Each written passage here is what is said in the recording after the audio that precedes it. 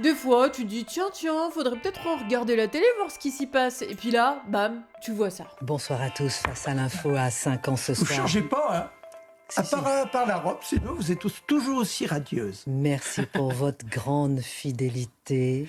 Je n'oublie rien. Vous êtes des résistants, vous qui nous regardez tous les soirs, des résistants de la liberté d'expression. C'est nous qui brisons les barreaux des prisons pour nos frères. La haine à nous tous et la faim qui nous pousse la misère. Ouais, on a bien fait de balancer la télé il y a quelques années, hein. Mais là, on est sur Actu Réfractaire, on va donc parler du premier revers pour Barnier, de la crise économique et du nucléaire. Bon, David Guiraud, il est chaud en ce moment. Écoutez le début de son discours hier à l'Assemblée nationale. Je commencerai mon propos par ce constat. Si la population comprenait parfaitement notre système budgétaire, je crois qu'il y aurait une révolution demain matin. Permettez-moi donc de participer à ma modeste échelle à cette saine pédagogie. Alors, d'où vient ce discours ? Eh bien, on vous explique. Hier, la France Insoumise a proposé au Parlement une motion de rejet préalable sur le règlement du budget et l'approbation des comptes publics de 2023. En gros, c'est une motion où les députés sont amenés à dire si oui ou non ils valident le budget et les comptes publics de l'année dernière. Bon, dans les faits, ça change pas grand-chose, mais ça permet au Parlement de se positionner par rapport au gouvernement. Les votes ont donc eu lieu hier et le rejet l'a emporté à une large majorité et pour la première fois, ça s'est fait sans débat. Ça veut dire que les députés étaient déjà d'accord sur le rejet avant même de débattre. Et ce rejet, il a été rendu possible par les Républicains. Le parti de Barnier a déposé plus de 300 amendements sur le budget 2025, c'est-à-dire 300 demandes de modification qui seront discutées au Parlement. Il s'oppose notamment à la hausse des taxes sur l'électricité, au renforcement du malus contre les voitures thermiques et au gel des pensions de retraite pendant 6 mois prévu par le gouvernement. Mais ça, c'est pas les seules galères auxquelles Barnier doit faire face. Le Premier ministre a dû réunir aujourd'hui les députés macronistes. Le problème, c'est que c'est la zizanie. Par exemple, la loi immigration, qui est d'ailleurs très proche du programme du RN, a été annoncée par le porte-parole du gouvernement. Sauf que la loi immigration de fin 2023 avait déjà divisé les macronistes, créant entre eux une petite scission avant d'être en partie censurée par le Conseil constitutionnel. Ah, et puis il y a le problème des impôts. Les macronistes critiquent le fait que Barnier veuille les augmenter pour quelques riches et quelques grandes entreprises, au point qu'ils ont même présenté un contre-budget face à celui de Barnier. Et même à l'intérieur du gouvernement, c'est la cacophonie. Cacophonie. La ministre du Travail macroniste critique la réforme de l'assurance chômage et se dit plus favorable à une taxe sur le gaz plutôt que sur l'électricité. Ce qui a été contredit le lendemain par le ministre de l'économie, macroniste lui aussi. Le ministre de la Justice, lui, a annoncé que si le budget est voté dans ces conditions, il quittera le gouvernement. La question du vote du budget, qui propose une des plus grandes saignées des comptes publics, va être très compliquée pour le Premier ministre. Les ministres vont devoir s'associer à ça et il est possible que certains claquent la porte.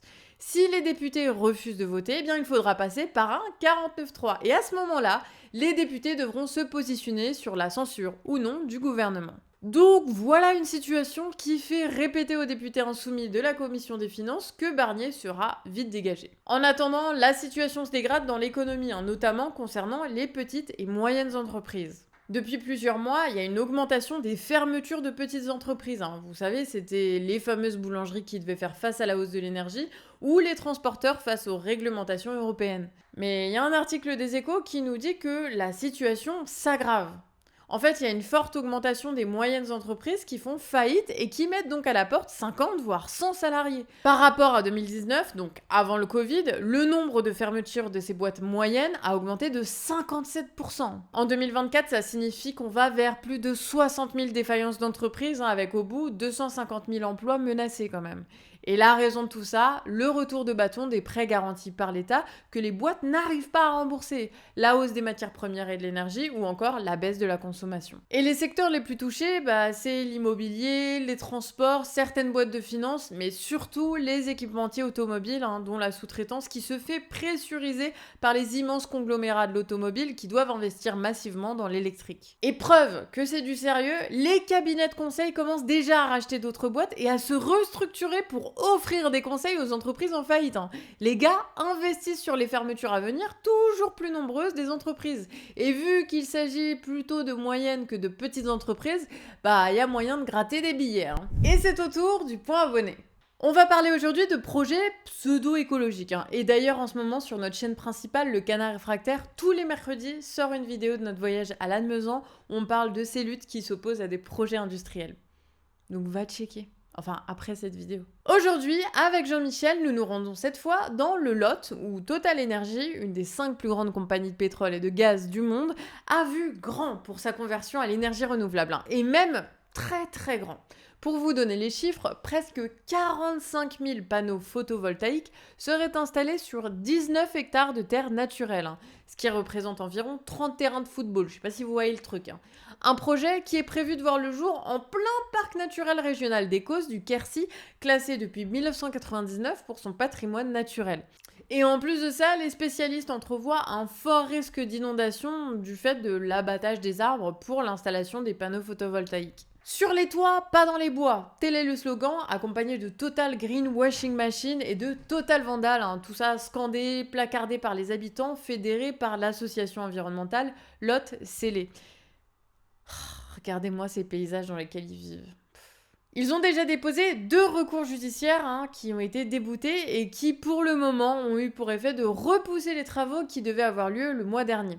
Bon, désormais, ils sont prévus pour courant 2025 d'après Total et les informations que l'entreprise aurait données à RFI. On suit pour vous l'affaire de près et si jamais vous aussi vous voulez nous faire part d'un projet industriel qui se monte près de chez vous, d'une lutte locale ou même d'une info qu'on n'aurait pas vu passer, eh bien, n'hésitez pas à écrire à Déby sur actu@lecanardréfractaire.org. Allez, on passe à la suite. Et c'est la dernière info du jour. L'État français a signé un accord sur le nucléaire avec le gouvernement néerlandais. Bon. En gros, c'est un texte signé sur un coin de table en marge du Conseil environnemental de l'Union européenne. Oui, parce que les bourges, ils aiment bien faire ça, signer des papiers avec des grandes déclarations, mais aucun engagement. Et c'est typiquement le cas. Il n'y a en fait aucun accord contraignant, donc rien qui n'engage vraiment les 2 pays. Par contre, c'est une prise de guerre pour la ministre de la Transition écologique. Et oui, parce qu'il faut savoir que la France, c'est le pays qui a le plus de nucléaire par habitant au monde.